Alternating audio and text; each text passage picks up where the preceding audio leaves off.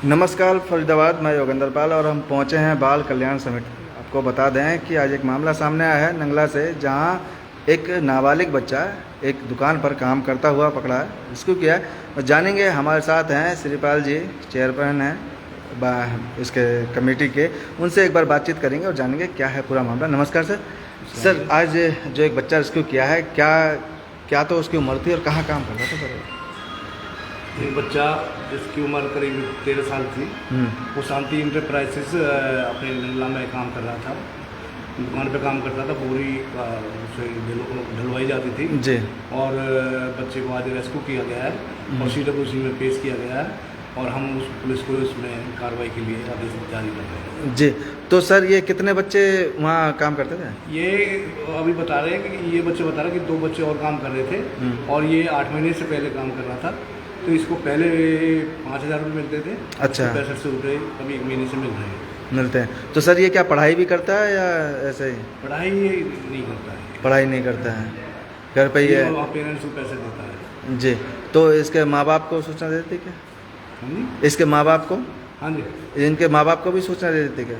हाँ, सूचना देंगे माँ बाप को भी। जी, उनको भी बुलाएंगे।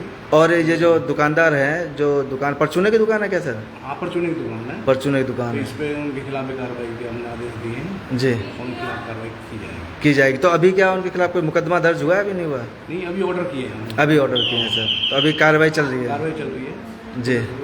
SHO को हम सूचित करके यहाँ पर बुलाएंगे उनको ऑर्डर करेंगे। अच्छा, तो ये नंगला रोड पे है सर? नंगला रोड पे है, शांति इंटरप्राइजेस के नाम से। जी, तो इसी तरह से सर और भी पूरे शहर में कहीं भी कुछ होता है तो उस पर भी इसी तरह से काम करते हैं? हाँ, वो इस तरीके से काम होगा और अभी हमारा 1 महीने का अभियान चलेगा जिसमें हम दुकान पे, रेहड़ियों पे, जो जहाँ पे भी बच्चे काम कर रहे हैं उन सबको रेस्क्यू किया जाएगा और उनको जो है अभी जो पेरेंट्स हैं उनको बताया जाएगा कि बच्चे चाइल्ड लेबर के जो से बच्चे का भला नहीं है, इनको शिक्षा दी जाए। सरकारी जो है शिक्षा फ्री है। और फिर कुछ कमज़ोर बच्चे हैं जो बिल्कुल, कुछ पेरेंट्स बहुत ज़्यादा कमज़ोर है, उनको हम 4,000 रुपये की स्पॉन्सरशिप देते हैं ताकि बच्चा पढ़ सके। अच्छा, 18 साल तक माता पिता को? क्योंकि उनको किसी प्रकार की परेशानी नहीं हो और बच्चा शिक्षा के क्षेत्र में जाए तो उसका जो उज्ज्वल भविष्य बने। जब बच्चे का उज्ज्वल भविष्य बनेगा तो देश का भी उज्ज्वल भविष्य बनेगा। यदि बच्चे शिक्षा में और इस तरह से लेबर काम करते रहेंगे तो देश का भविष्य कुछ नहीं होगा। जी। तो इसलिए ये अभियान चल रहा है और इसको लगातार हम चलाएंगे।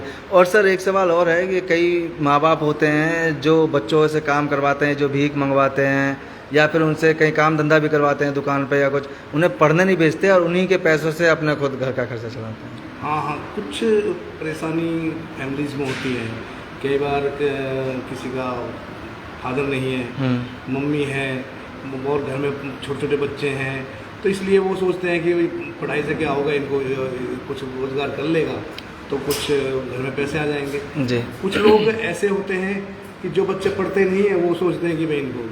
हाँ, मेरे कहने का मतलब वही था सर कि जैसे माँ बाप दोनों ही सही हैं, संपन्न हैं, और उसके बावजूद भी जो बच्चा है वो नाबालिग है और वो कहीं काम कर रहा है, तो उसमें क्या माँ बापों के खिलाफ भी कोई कार्रवाई होती है? नहीं, माँ बाप के खिलाफ कोई प्रोविजन नहीं है। अच्छा। कार्रवाई का जो ऑनर है उसके खिलाफ कार्रवाई का प्रोविजन है। जी। उनके खिलाफ जो कार्रवाई की जाती है और 79 में जेज एक्ट में, और उसमें 3 साल की सजा का और 1 लाख रुपये के जुर्माने का प्रावधान है। और इस तरीक़ा से वो केवल मालिक के खिलाफ ही कार्रवाई की है। अच्छा, माता पिता के नहीं है, चाहे वो करवा रहे हों या बच्चा अपने आप कर रहा हो?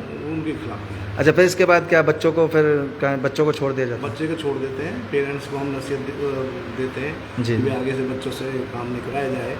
परंतु फिर भी फरीदाबाद जैसा बड़ा सिटी है और यहाँ पे जो प्रवासी जी बिल्कुल जो बच्चे बिल्कुल हैं वो आ रहे हैं, तो उन लोग क्या होता है कि जैसे किसी के माँ बाप नहीं है, वहाँ पे गांव में रहता था, उसका चाचा था वो यहाँ पे काम करता हाँ, था, वहाँ पढ़ता नहीं था, घूमता था, तो उनके साथ बच्चे आ जाते हैं। बिल्कुल बिल्कुल। फिर वो उनके रेहड़ियों पे लगा देते हैं, दुकानों पे लगा देते हैं, वर्कशॉप में लगा देते हैं।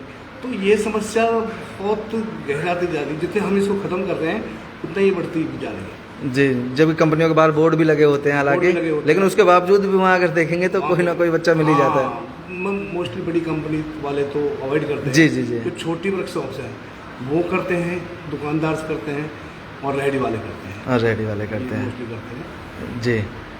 तो ये अभी लगातार ये अभियान ऐसे हाँ, ही लगातार चलेगा? एक महीने पूरा अभियान चलेगा। जी, बहुत बहुत धन्यवाद सर हमारे साथ बातचीत करने के लिए।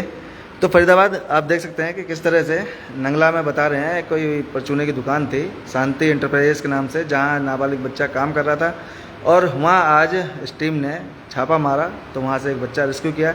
अब उस दुकानदार के खिलाफ आगे मुकदमा होगा, क्या कार्रवाई होती है वो भी आपको बताएंगे, जोड़ेंगे आपको शहर की अन्य महत्वपूर्ण खबरों के साथ। बहुत बहुत धन्यवाद।